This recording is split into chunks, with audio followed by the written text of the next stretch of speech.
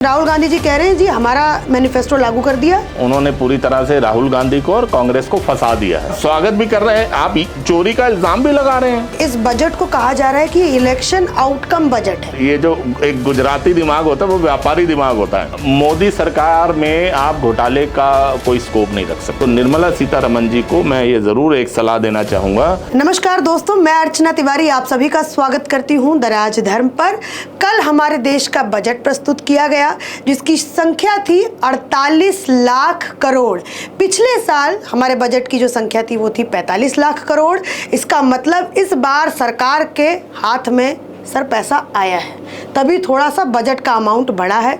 आज हम लोग बात करेंगे बजट के ऊपर और आप पीछे देख रहे होंगे स्क्रीन के ऊपर लिखा हुआ है बजट पॉलिटिक्स 2024। मैं ऐसा इस वजह से कह रही हूँ, जब मैं सुबह उठी और जब मैंने अखबार पढ़ा तो किसी में लिखा हुआ है, इंडियन एक्सप्रेस में लिखा हुआ है इलेक्शन आउटकम बजट, किसी में लिखा हुआ है, हिंदुस्तान टाइम्स में लिखा हुआ है कोएलिशन इकोनॉमिक्स, और किसी में लिखा हुआ है मिश्रित सरकारों के लिए बजट बनाया गया। तो मैंने ये सोचा कि चलिए इन सब मुद्दों पर हम लोग थोड़ा सा बात करते हैं। चूंकि मैं राजनीति कवर करती हूँ तो इन सब मुद्दों पर बातचीत करना भी बेहद खास ज़रूरी हो जाता है। तो इन सब मुद्दों पे मैंने बात करने के लिए अपने साथ जोड़ा है दुष्यंत सर को, जो खुद का एक यूट्यूब चैनल भी चलाते हैं जिसका नाम है मतपत्र। वहाँ पर भी जा करके दुष्यंत सर को आप ढेर सारा अपना सपोर्ट दीजिए। चलिए सर, थोड़ा सा हम शुरू करते हैं। सबसे पहला सवाल मैं आपसे ये समझना चाहती हूँ कि ये जो इस बार बजट पेश हुआ है 48 लाख करोड़ का। जी बिल्कुल। इसको कहा जा रहा है, अपोजिशन राहुल गांधी जी कह रहे हैं जी हमारा मैनिफेस्टो लागू कर दिया। ठीक है, इनके पास अपना कुछ नहीं है, कॉपी पेस्ट किया है।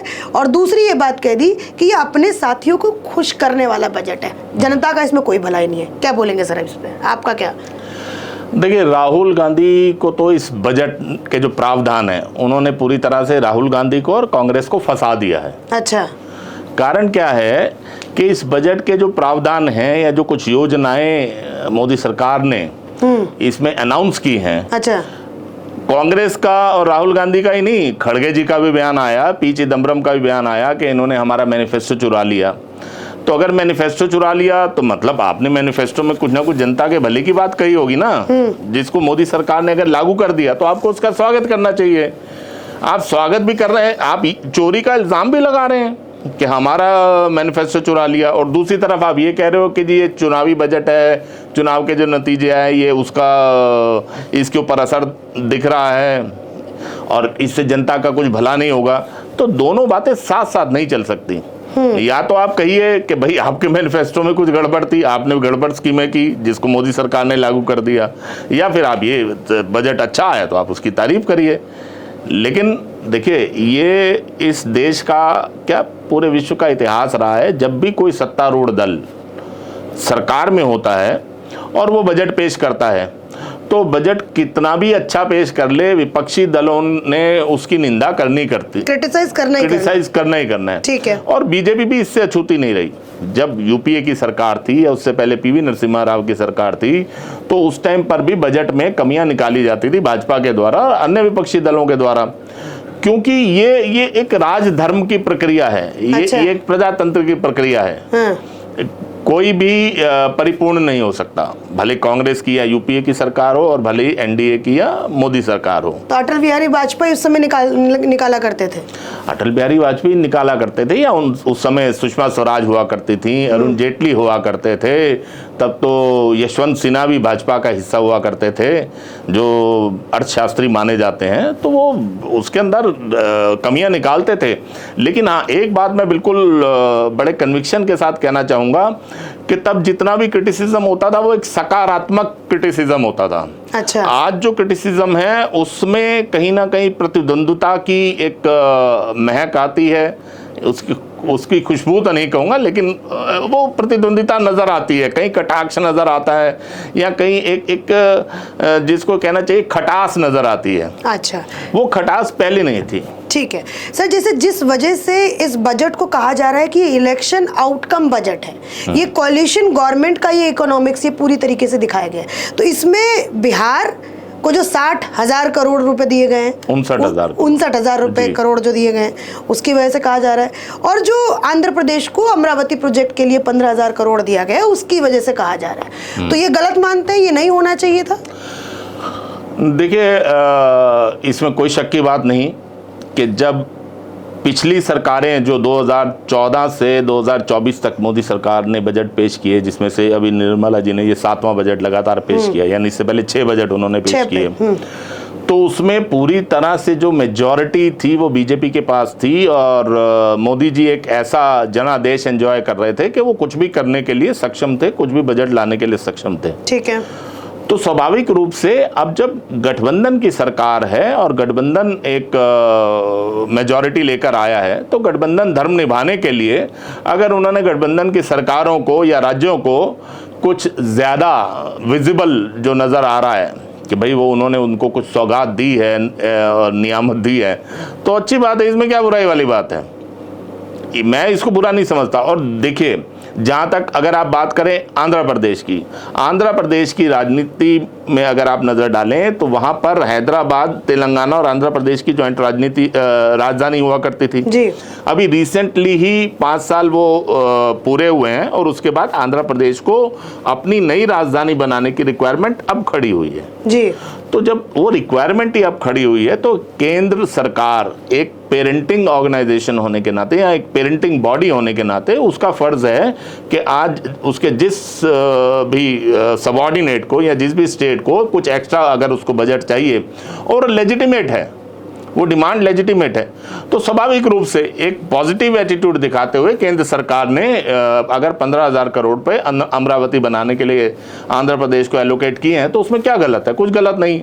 रही बात बिहार की, अब आप देखिए, जहां तक एक्सप्रेसवे की बात थी तो एक्सप्रेसवेज पिछले कुछ सालों में भारत के सभी राज्यों में है। उत्तर प्रदेश तो बिल्कुल क्रांतिकारी परिवर्तन उत्तर प्रदेश में आया, जो उत्तर प्रदेश में एक्सप्रेसवे पिछले कुछ सालों के अंदर बने।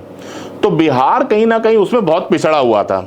अच्छा, इसमें भी आप कहते हैं ना, मोदी जी और ये जो एक गुजराती दिमाग होता है वो व्यापारी दिमाग होता है। अच्छा, ठीक है। अब उन्होंने जितना भी धनराशि बिहार को दी है वो सारी की सारी धनराशि केंद्र सरकार के कोटे से बिहार को नहीं जा रही, 49,000 करोड़। अच्छा, उसका एक बड़ा हिस्सा वो है जो कि इंटरनेशनल इंस्टीट्यूशंस से लोन के रूप में आएगा और केंद्र सरकार उसको फैसिलिटेट करेगी। इसको सर अच्छे से समझाइए, क्योंकि दर्शक भी समझना चाहेंगे कि ये पूरा माजरा क्या है। मतलब पूरा माजरा बड़ा सिंपल है जी, कोई रॉकेट साइंस इसके अंदर नहीं है। हाँ। कोई योजना ऐसी होती है जिसके अंदर केंद्र सरकार अपने कोटे से सीधा वो अनुदान के रूप में या सहायता के रूप में या राज्यों का जो शेयर होता है जी, उसके रूप में केंद्र सरकार राज्य सरकार को पैसा देती है। अच्छा। जबकि बिहार की जो एक्सप्रेसवेज की योजनाएं हो गई, नालंदा प्रोजेक्ट हो गया, बोध गया वाला प्रोजेक्ट हो गया, इसमें केंद्र सरकार अपना हिस्सा भी दे रही है, लेकिन उसका एक मेजर जो हिस्सा है वो लोन। देखिए, कोई भी योजना होती है उसके लिए बाहर से फंडिंग आती है जी। या तो जो FIIs हैं, फॉरेन इन्वेस्टमेंट इंस्टीट्यूशंस जो हैं, वो उसके अंदर अपना पैसा लगाते हैं, या कुछ बड़ी जो फाइनेंसिंग एजेंसियां हैं, चाहे वो IMF हो, चाहे दूसरी और ऑर्गेनाइजेशंस हो, वो उसके अंदर पैसा देती हैं। तो ऑब्वियसली वो पैसा केंद्र सरकार को दिया जाता है। केंद्र सरकार डिफरेंट प्रोजेक्ट्स के लिए उन योजनाओं के लिए अपनी एक गारंटी देती है किसी भी इंटरनेशनल ऑर्गेनाइजेशन को कि ये फंडिंग यहाँ पर चाहिए और हम इसके लिए स्टैंड बाय करते हैं, आप इस प्रोजेक्ट में पैसा लगाइए, अगर कुछ होगा तो पैसे की जिम्मेदारी केंद्र सरकार की होती है। ठीक है। तो वो जो बिहार की योजनाओं का अधिकांश हिस्सा है वो लोन के रूप में डिफरेंट फाइनेंशियल इंस्टीट्यूशन से आना है। वो केंद्र सरकार सीधा अपनी जेब से निकालकर बिहार को नहीं दे रही। तो मतलब बिहार को जो ये 59,000 करोड़ जो रुपए अलॉट किए गए हैं बजट में, तो मतलब इसका ज्यादातर जो हिस्सा है वो उसको कर्ज की तरह वो किसी ना किसी फाइनेंशियल इंस्टीट्यूशन से आएगा। अच्छा सर, तो मतलब ये बात भी है, क्योंकि अभी जैसे बिहार में लगातार सर 14-12 पुल गिरे हैं। वो जितने भी पुल गिरे हैं जी, उसमें से अधिकांश पुल 99% पुल तो लालू के राज में बने थे, लालू जी के राज में बने थे। उसके लिए आप नीतीश कुमार भले उस समय बीजेपी के साथ थे, या नीतीश कुमार भले वो लालू जी के साथ थे, लेकिन वो सारे के सारे जितने भी पुल गिरे हैं, शायद 14-15 गिरे हैं, उसमें से 12 पुल तो ऐसे थे जिनका निर्माण उस कालखंड में हुआ, जबकि लालू जी की एक्सक्लूसिव सरकार वहां पर थी, या राबड़ी देवी की सरकार थी। अच्छा, ठीक है। तो उसके लिए उनको दोषारोपण दिए। राजनीति है कि भाई पुल गिर गए। बिहार की जनता को पता है कि भाई ये पुल किसने बनाए थे। ठीक है सर, तो मतलब मैं ये वापस पुल से मैं इधर आना चाहूंगी। फिर ये जो एक्सप्रेसवेज बनेंगी, जो वहाँ पे जो डेवलपमेंट होगा, जैसे बोध गया का डेवलपमेंट होगा, फिर गया का जो डेवलपमेंट होगा, तो उसके अंदर घोटाला की कमी हम लोग देख सकते हैं कि घोटाला चरम लेवल पर होगा। मोदी सरकार में आप घोटाले का कोई स्कोप नहीं रख सकते। सर आप ये सही कह रहे हैं, क्योंकि मैं कई बिल्कुल सारे ऐसे सही। आप मुझे एक बात बताइए, हाईवे पे जो है अर्चना जी, आप तो राजनीति की बहुत मर्म समझती हैं, आप राजनीति ही कवर करती हैं सर, करते पिछले 10 साल में मोदी सरकार में आपने एक भी ऐसा घोटाला सुना कि जिसको लेकर कि कांग्रेस ने कोई बड़ा आंदोलन चलाने का उसका मौका मिल गया हो, विपक्ष की किसी भी पार्टी को ये मौका मिल गया हो? यहाँ पर उत्तर प्रदेश में जो एक माननीय कुछ मंत्री हैं जिनको इस बात का रोष है कि भाई हमें कमाने का मौका नहीं मिलता, ऐसे केंद्र सरकार में ऐसे बहुत से मंत्री हैं जो इस बात पर कई बार प्राइवेट बातचीत में बोल देते हैं, अरे यार क्या करें, चाय पिलाने के भी पैसे नहीं मिलते। तो मोदी सरकार में घोटाला किए जाने का कोई चांस नहीं है, इस बात की तो कोई भी गारंटी दे सकता है। आज देखिए वही कारण है, देखिए मोदी जी का जो यूएसपी है, जो जनता का उनके ऊपर विश्वास है, वो विश्वास के जो डिफरेंट जो मापदंड हैं या जो डिफरेंट उसके पैरामीटर्स हैं, उसमें एक बहुत बड़ा पैरामीटर ये है कि देश की जनता को मोदी जी पर यह विश्वास है कि ये बेईमान नहीं है, ना तो ये खुद देश के विरुद्ध या कोई ऐसा घोटाला करेंगे और ना ही होने देंगे। बताइए सर, राम मंदिर में छत टपकने लगी और तमाम नहीं, गलत बात, छत टपकने लगी है बिल्कुल गलत बात है। कहीं वहां पर छत टपकने का राम मंदिर में जो सड़क पे जो गड्ढे हो गए सर, वो अयोध्या में बिल्कुल अयोध्या का घोटाला जो पत्रकार है वो सब खुल करके बता रहे हैं। नहीं, देखिए एजेंडा धारक पत्रकार कुछ भी कहें, मैं पत्रकारिता का सम्मान करता हूं, खुद भी पत्रकारिता के उसमें हूं, तो मैं ये कहना चाहूंगा कि भाई पत्रकार अगर अपनी कोई भी निजी निष्ठा रखते हैं वो जरूर रखें,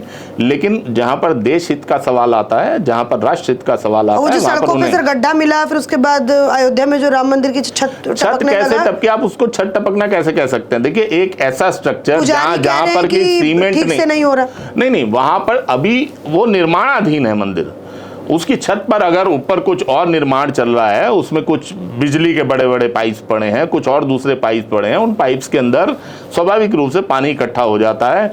जब उसको निकाला गया तो वो पानी जो नीचे मंदिर में टपका, लेकिन उसका मतलब ये नहीं था कि मंदिर की छत टपकने लग गई। ठीक है सर, हम अपने टॉपिक पर वापस आप विषयांतर कर रहे हो, आप बजट पर चर्चा कर रहे हो। मैं बजट पर आती हूँ सर, क्योंकि बहुत सारी चीजें ऐसी होती है जो दिमाग में आ जाती है, तो मैंने सोचा साथ साथ आपसे बात करते। देखिए मैं आपको एक बात बता दूं, ये बजट बहुत ही साहसिक बजट है। अच्छा, भले ही मोदी जी पर और निर्मला सीतारमण पर ये इल्ज़ाम लगता रहे कि उन्होंने आंध्र प्रदेश और बिहार को स्पेशल पैकेज दे दिया, या वो उन सरकारों से चूंकि दबे हुए हैं, डरे हुए हैं, या उनके अंडर में है, अभी कंट्रोल में है। लोग कह रहे हैं कि ये डरपोक वाला बजट है, आप कह रहे हैं साहसी है, कैसे? ये बिल्कुल 100% साहसी बजट है। आप एक बात जान लीजिए कि जिस तरह के चुनाव के नतीजे आए, आज अधिकतर अखबारों ने, जैसे आपने खुद भी पढ़ा, वो लिखा है इलेक्शन आउटकम। आप इसको इलेक्शन आउटकम कैसे कह सकते हो? अगर इलेक्शन आउटकम बजट ये होता जी, तो जो इनकम टैक्स स्लैब है, सबसे पहला राहत मिडिल क्लास को वहां पर दी जाती। वो 3 लाख को 5 लाख भी किया जा सकता था, 10 लाख भी किया जा सकता था, लेकिन वो नहीं किया गया। उसमें कुछ खास उसमें कोई जो उनका शुरू से प्राइम फोकस रहा इंफ्रास्ट्रक्चर को मजबूत करने का, जो कैपिटल एक्सपेंसेस हैं, जो उसके ऊपर जो उनका जोर रहा इस सरकार का पहले साल से, वही कार्यक्रम अभी तक निर्बाध रूप से चलता आ रहा है और वही इस बजट में भी परिलक्षित होता है। आप देखिए वो 2047 तक विकसित भारत की बात करते हैं जी, तो 2047 तक अगर भारत को विकसित भारत बनाना है तो भारत को इस टाइप के बजट की जरूरत है, जो कि आपके इंफ्रास्ट्रक्चर को मजबूत करे, जो आपकी एक्सप्रेसवे हाईवेज को मजबूत करे, जो अगर राजनीति से प्रेरित अगर इसमें कुछ नज़र आ रहा है कि भाई इलेक्शन आउटकम है, तो वो ये है कि नो डाउट रोजगार के ऊपर इस बजट में बहुत ध्यान दिया गया है जी। जिस तरह से इन्होंने कहा है कि भाई उसके लिए स्पेशल एलोकेशन होंगे और इंटर्नशिप के लिए डिफरेंट पैकेज रहेगा, 5,000 रुपये दिए जाएंगे। देश की शीर्षस्थ जो 500 कंपनियां हैं उसके अंदर आने वाले 5 सालों में 4 करोड़ के लगभग युवाओं को रोजगार मिलेगा, इंटर्नशिप करने को मिलेगी और उनको स्टाइपेंड मिलेगा। ये सब बातें आप इसको राजनीति से या चुनाव के आउटकम से जोड़ सकते हो कि भाई चुनावों के दौरान चूंकि एक बहुत बड़ा एक नैरेटिव चला, बेरोजगारी है, राहुल गांधी ने भी बोला, बाकी विपक्षी पार्टियों ने भी बोला, तो बेरोजगारी को दूर करने के लिए एक बहुत बड़ा स्टेप सरकार ने लिया है। इसको आप चाहे इलेक्शन आउटकम बजट कहें या कुछ भी कहें, लेकिन ये अपने आप में एक साहसी कदम है, क्योंकि आप देखिए सरकार ने प्राइवेट सेक्टर को इसमें भागीदार बनाया है। यहां पर भी सरकार ने ये नहीं कहा कि हम सरकारी क्षेत्र में 4 करोड़ नौकरियां सृजित करेंगे। यहां पर सरकार ने ये कहा है कि वो इस तरह का 500 जो टॉप कंपनीज हैं भारत की जी, तो ऑब्वियसली सरकार उन कंपनियों के साथ बैठेगी, उनके साथ बातचीत करेगी, उनके साथ कुछ रूल्स एंड रेगुलेशंस तय करेगी। और आज अगर प्राइवेट सेक्टर भी सरकार की इस बात को वेलकम कर रहा है और इसका विरोध नहीं कर रहा है, तो आप ये जान लीजिए कि अगर देश की 500 बड़ी कंपनियां जो टॉप कंपनियां हैं वो सरकार के साथ मजबूती से खड़ी हैं, तो किसी भी देश को विकास के पथ पर ले जाने के लिए या विकसित राष्ट्र बनाने के लिए जो प्राइवेट सेक्टर और सरकारी सेक्टर को हाथ में हाथ डालकर आगे बढ़ना होता है, आगे चलना होता है, वो पूरी तस्वीर आपको इस बजट में नजर आ जाएगी, जहां पर प्राइवेट सेक्टर भी और सरकार भी दोनों हाथ में हाथ डालकर आगे बढ़ने के लिए प्रतिबद्ध नजर आ रहे हैं। अगर आप बात करें कि भाई थोड़ी देर के लिए शेयर मार्केट नीचे गिर गई थी, 1000 पॉइंट नीचे गिर गई थी, मुझे पता था आप अगली बात यही कहने वाले हैं। मैं अगली बात सर, मैं आप प्लीज कंप्लीट कीजिए, उसके बाद मैं अगली बात अपनी कहूँगा। वो सेंटिमेंट है, वो बहुत ही एक टेम्परेरी सेंटिमेंट है। आप देखेंगे मार्केट भी रिकवर कर जाएगी और जो लग रहा है कि स्मॉल टाइम इन्वेस्टर के ऊपर इन्होंने जो कैपिटल गेन टैक्स और बाकी सब टैक्सेस का बोझ डाला है, हाँ, उसके बावजूद भी जो स्मॉल टाइम इन्वेस्टर है वो इस मार्केट के साथ, स्टॉक मार्केट के साथ जुड़ा रहेगा, क्योंकि किसी भी बैंक से ज्यादा मुनाफा आज भी उसको यहाँ पर नजर यहाँ पर आता है। सर आपने अभी कहा कि रोजगार को लेकर जिस तरीके से इस बजट में मतलब खास ध्यान दिया गया है रोजगार को लेकर के कि 4 करोड़ रोजगार ये सृजित करेंगे प्राइवेट सेक्टर्स में। जी बिल्कुल। तो एक इन्होंने मतलब वो मुझे बात थोड़ी सी समझनी है आपसे कि जैसे मान लीजिए जो बच्चे हैं उनको स्किल करेगी, मतलब कैसे क्या स्किल करेगी, क्या ऐसे प्रोग्राम स्किल तो करेगी। आप देखिए ना, ये हाँ, मैंने कुछ पॉइंट्स नोट किए हुए हैं, मैं पढ़ना चाहूंगा। इसमें आप देखिए कौशल प्रशिक्षण, 20 लाख युवाओं को कौशल प्रशिक्षण दिया जाएगा अगले 5 सालों में। ठीक है। तो ये जो कौशल प्रशिक्षण है तो ऑब्वियसली जो कंपनीज के पास जाएगा वो एक स्किल्ड, तो वो कंपनीज इसको मानेंगी अगर कोई ऐसा कोई सर्टिफिकेट अगर मान लीजिए कौशल प्रशिक्षण के द्वारा मिलता है तो वो कंपनीज इस सर्टिफिकेट को मानेंगी? बिल्कुल मानेगी। कहीं ना कहीं देखिए एक कॉमन प्लेटफॉर्म पर आकर सरकार और प्राइवेट सेक्टर और उन टॉप 500 कंपनीज को खड़ा होना ही होगा। फिर उसके बाद जो है ये रोजगार जो है वो सृजित 4 करोड़ रोजगार, जो 4 करोड़ रोजगार आने वाले 5 सालों में सरकार देगी। तो रोजगार पर भी बात कर लिया, लेकिन रोजगार के साथ साथ थोड़ा मैं इसमें आप बात आगे और बढ़ाना चाहूंगा जी कि मतलब ये सरकार सिर्फ यही नौकरियां ही सृजित नहीं कर रही, वो युवाओं को बहुत ज़्यादा प्रोत्साहन दे रही है कि भाई आप अपना भी कोई काम धंधा करो, छोटा मोटा काम धंधा ही करो। क्योंकि आप देखिए मुद्रा लोन वाला जो पैकेज था, जो पहले 50,000 से शुरू होकर 10 लाख तक जाता था, उस पैकेज को या उस लोन के अमाउंट को उन्होंने 10 से सीधा 20 लाख तक बढ़ाया है। यानी कि मुद्रा लोन योजना के तहत, केंद्र सरकार की उस योजना के तहत अगर आप कोई छोटा मोटा काम धंधा करना चाहते हैं या जो आपका एग्जिस्टिंग काम धंधा है आप उसको आगे बढ़ाना चाहते हैं, तो जहां सरकार पहले आपको 10 लाख रुपए देती थी, आज वो 20 लाख रुपए आपको ऑफर कर रही है। 20 लाख रुपए आज भी एक ऐसा अमाउंट है कि अगर कोई युवा किसी भी फील्ड में अगर वो अपना रोजगार बनाना चाहता है या कोई ऐसी गृहिणी फॉर एग्जाम्पल घर से ही मान लीजिए वो पापड़ चटनी और अचार बनाना चाहती है कि जी मैं घर घर जाके मैं बहुत बढ़िया, मेरे पास स्किल है, मैं बढ़िया अचार बनाकर बेच सकती हूँ, तो सरकार उसको कहती है आइए आप बैंक के पास आइए, हम आपको मुद्रा लोन देते हैं, अगर कोई युवा ये कहता है कि मैं कोई कुरियर कंपनी चलाना चाहता हूँ, या अभी जैसे आजकल एक नया कॉन्सेप्ट पिछले कुछ समय से डेवलप हुआ है, कुरियर के साथ साथ पोर्टर सेवा। हाँ भाई आप आजकल जैसे जेप्टो पे और या दूसरी जगह पे सामान मंगवा लेते हैं, वो बहुत बड़े बड़े ऐसे एक जायंट्स हो गए अब तो, स्विगी, जोमेटो, जेप्टो, ये सब। लेकिन पोर्टर सर्विस आज भी बहुत ही एक अपने शैशव काल में है कि आपको मान लीजिए फॉर एग्जांपल आपके कोई रिश्तेदार, आपकी सिस्टर, आपके ब्रदर आपके घर आए, जब रात को वापस जाते हैं तो अपना कोई बैग भूल जाते हैं, तो वो कहता है यार वापस आकर कहाँ लेंगे, मैं अभी पोर्टर से अभी भेज देती हूँ। आप फटाफट से फोन करते हो, पोर्टर को बुलाते हो, पोर्टर जाकर आपके वहां पर वो सामान पहुंचा आता है। तो ऐसे कितने ही रोजगार जिनके बारे में पहले कभी किसी ने सोचा ही नहीं था। अगर मोदी जी आज से 5-7 साल पहले या 10 साल पहले जब उन्होंने पकोड़े की बात करी, लोगों ने बहुत उनकी हंसी उड़ाई कि पकोड़े बनाना, लोगों ने, कांग्रेस वालों ने बाहर पकोड़े तक तलने शुरू कर दिए।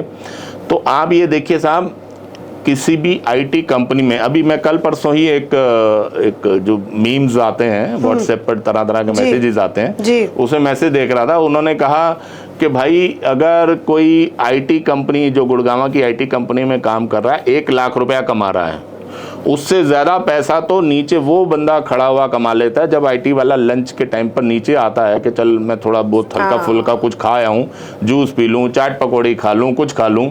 अगर आप उस व्यक्ति से बात करेंगे, उस बच्चे से बात करेंगे कि भाई तुम्हारी कितनी कमाई है, तो आपको पता लगेगा 1.5 से 2 लाख रुपया महीना तो वो कमा रहा है। तो रोजगार का मतलब सिर्फ नौकरी ही नहीं है।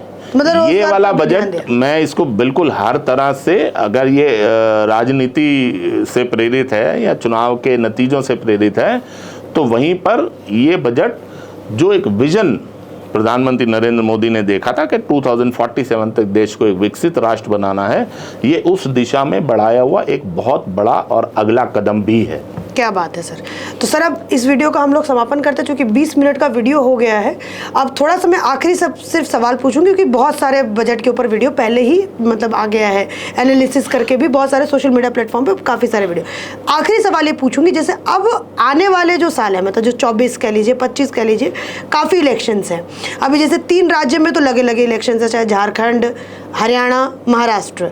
तो क्या ये जो राज्य, इनको भी देख करके इस बजट में कुछ उनको भी देखा गया है और उन स्टेट्स को? देखिए, अगर आप पर्टिकुलरली उन 3-4 राज्यों की बात करें, झारखंड, हरियाणा, महाराष्ट्र और इवन दिल्ली में अगले साल चुनाव है, बिहार में चुनाव है, बिहार की तो बात हो गई, बाकी 4 राज्यों की बात करें तो वो समाहित रूप में ही उसके लिए स्पेसिफिकली उन 4 राज्यों को ध्यान में रख के इसमें कुछ नहीं है। लेकिन यहाँ इस आपके मंच के माध्यम से मैं एक बात ज़रूर वित्त मंत्री तक पहुँचाना चाहूँगा, अगर वो वहाँ तक हमारी ये आवाज़ पहुँचे।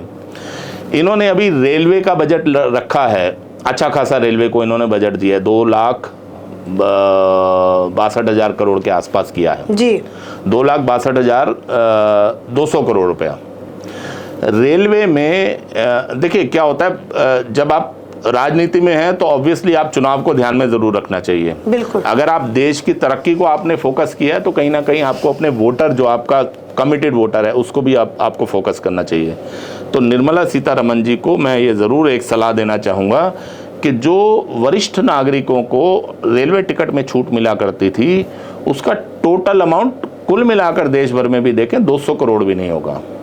आप 80 करोड़ लोगों तक भोजन, निःशुल्क भोजन पहुंचा रहे हैं, उनको अनाज दे रहे हो।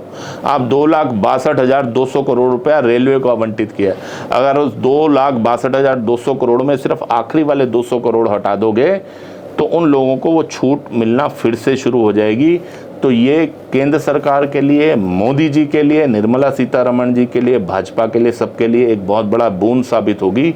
कारण क्या है कि जो रिटायर्ड लोग हैं वो ओपिनियन मेकर्स होते हैं। सही बात है। क्योंकि मैं इसको राजनीतिक चश्मे से देख रहा हूँ, इसलिए मैं ये सलाह ज़रूर देना चाहूँगा कि रेलवे वाले जो एक छूट वरिष्ठ नागरिकों को दी जाती थी, उस छूट को दोबारा से चालू किया जाना चाहिए। तो ये हमारा एक 20-22 मिनट का एक छोटा सा वीडियो था, जिसमें सर ने बताया कि कैसे ये जो बजट है वो एक साहसी बजट है, क्योंकि लोग इसको दूसरी तरफ कह रहे हैं कि ये डरपोक वाला बजट है, ये जो दूसरी जो पार्टी अलाई पार्टी है उनको ध्यान में रखते हुए बजट को पेश किया गया है। लेकिन दुष्यंत सर का मानना है कि ये जो बजट है वो एक साहसी बजट है। भारत को जो प्रधानमंत्री नरेंद्र मोदी जी का सपना है कि 2047 तक विकसित भारत बनाना है, उसको लेकर के ये एक कदम जो है वो सर बता रहे हैं। और तीसरी बात सर ने कही कि अगर ये बजट मतलब डरपोक बजट होता तो इसमें सबसे पहले जो छूट होती वो मिडिल क्लास को मिलती, टैक्स स्लैब में थोड़ी बहुत छूट मिलती, जो ऐसा कुछ हमें इस बजट में देखने को नहीं मिला है। तो इसी के साथ इस वीडियो का मैं समापन करती हूँ। आशा करूंगी कि थोड़े बहुत जो 2-4 पॉइंट्स आप लोगों के मन में जो बात रह गई होगी वो सारी बातें आपकी इस वीडियो को देखने के बाद क्लियर हो गई हो। धन्यवाद।